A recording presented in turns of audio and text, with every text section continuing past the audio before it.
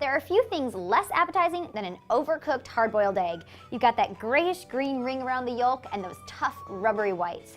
There are a few culprits. One is just cooking your eggs too long, and the other is actually boiling them, because even though we call them hard-boiled or soft-boiled eggs, the key to getting them just right is to never let the water reach a full boil. In this video, I'll show you the difference between a soft, medium, and hard-cooked egg, and 2 different methods for cooking perfect hard-cooked eggs every time. I've already placed my eggs into a saucepan, and the first thing you want to do is cover them with cold water. They should be covered by about 1 inch. Now I'll put the heat on medium-high. Now I'm just going to bring these up to a brisk simmer. Now that my eggs have reached a simmer, I'm going to start my timer.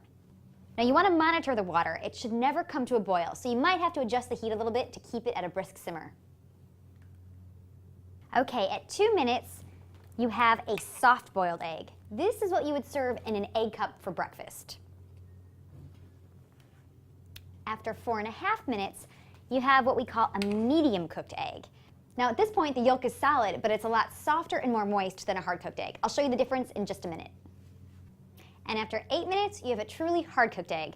I'm just going to bring this back to the sink to drain. Now you can just leave the eggs right in the pot, turn on the cold water, and let them run under some cold water. This is going to cool them down, stop the cooking process, and make them easier to handle. I also like to peel my eggs under running water. That helps the shell to separate a little bit easier from the white, and so you don't end up getting so many dings in the egg white. If you're making hard-cooked eggs, there's an even easier method that doesn't require such precise timing. This is great if you're doing a lot of different things in the kitchen at once. So I've started in exactly the same way. I put my eggs in my pan, covered them with cold water by about 1 inch, and I just am bringing them up to a brisk simmer. I think they're just there. Perfect. So at this point, once they reach a brisk simmer, I'm going to remove the pan off the heat and let it sit uncovered for anywhere from 10 to 30 minutes. The water is going to cool really gradually, and that's going to prevent the eggs from overcooking. All right, so it's time to take a look at our eggs. First, the soft-boiled. Now you can see that the white is nicely set up, and if you dig your spoon in there, oh, look at that runny yolk. This is begging for a piece of breakfast toast. Okay, moving on. Now the medium cooked.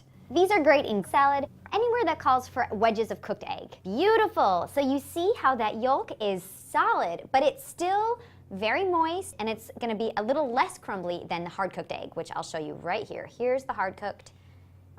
Perfect. You can see that the color is a little lighter than the medium-cooked egg, and the texture of the yolk is a little drier. It's going to be a little more crumbly. Best of all, there's no trace of that gray-greenish ring around the yolk. These guys are perfect for deviled eggs or egg salad.